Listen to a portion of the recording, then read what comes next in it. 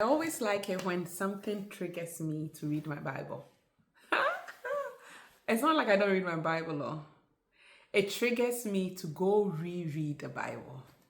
It is very exciting moment. So recently I was listening to this man of God and he was like, when the ark came from the Philistine into, I think, Abinadab's house, it was more than 70 years. I said, huh? And he was like, whoa, yeah. I know it says 20 years there, but scholars are saying it stayed in Abinadab's house for more than 70 years. I was like, huh, did I ever read this thing wrong or what? So anyway, I went back and I read it. And I read it for sure. It says it went to Abinadab's house, and the next saying it says it stayed for 20 years. I'm like, why? Anyway, so I'm beginning to think about this and I'm asking God, what is this man saying? And where did the scholars find this 70 years then? Okay, so then my mind went back. Saul ruled for 40 years.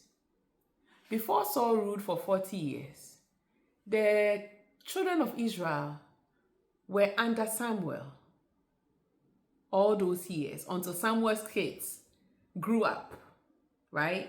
And did whatever they did, and therefore the children of Israel says, we don't want them anymore, we want a king. Then the king came and he ruled for 40 years.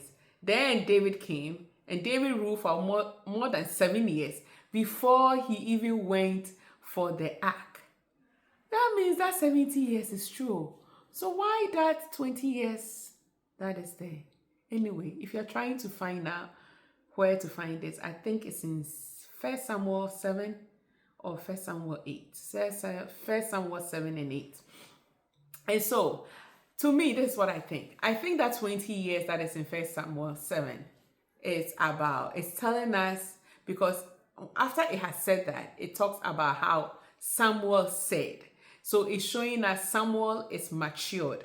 It's been 20 years since the act, like he's been in the house of the Lord. So if he was like 4 years old when he went there, he's now 24. Okay, so something like that.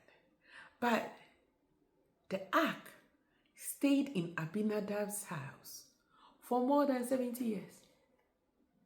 Go back, like go reread it and tell God, you know what, show me, maybe this girl too is crazy. But I like it whenever I have to go back and reread it and say, trying to prove whether it is true or not, because it helps you understand the Bible a little bit more. It helps you.